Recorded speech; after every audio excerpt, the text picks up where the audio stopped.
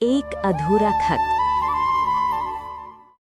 पूर्वी उत्तर प्रदेश के सिवान जिले के पास रेल की पटरी से थोड़ा हटकर सरसों के खेतों के बीच बसा एक छोटा सा गांव था, बरहापुर।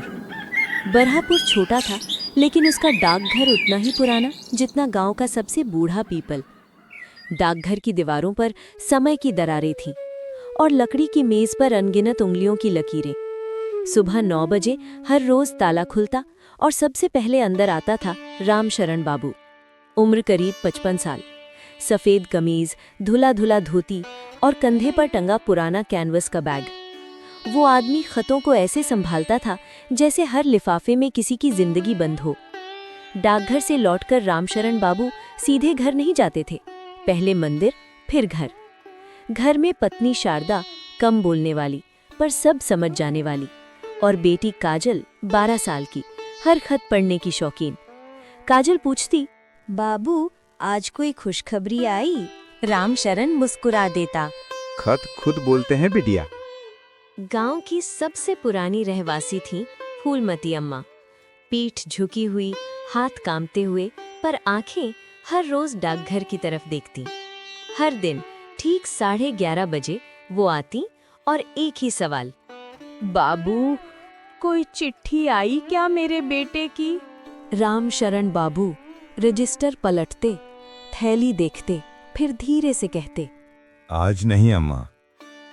और अम्मा मुस्कुराकर चली जाती। फूलमती अम्मा का बेटा शहर गया था करीब 6 साल पहले।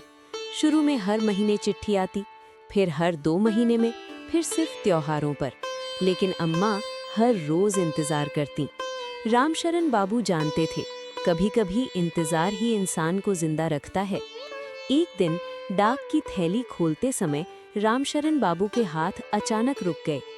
गिनती कुछ कम थी। उन्होंने दोबारा गिना, फिर तीसरी बार। कुछ खत गायब थे, ओटीपी वाले लिफाफे, बैंक के नोटिस, सरकारी पत्र। उन्होंने किसी से कुछ नहीं कहा, लेकिन उस रात नींद नहीं आई। गांव छोटा था और छोटे गांवों में खामोशी सबसे तेज बोलती है। धीरे धीरे बातें फैलने लगी।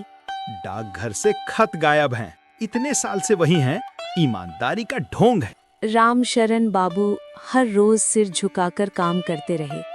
स्कूल में काजल को चुप रहने की आदत अचानक लग गई। एक दिन एक लड़के ने कहा, चोर की बेटी। काजल ने जवाब नहीं दिया। घर आकर खतों की पेटी से एक लिफाफा निकाला और बस देखती रही। शारदा बोली, कुछ तो बोलो। रामशरण की आंखें भर आईं। एक सुबह डाकघर खुला। 11:30 बज गए। फूलमती अम्मा नहीं आईं। दोपहर में खबर मिली, वो चल बसी। उनके हाथ में एक पुराना लिफाफा था जिस पर लिखा था, मेरे बेटे के नाम।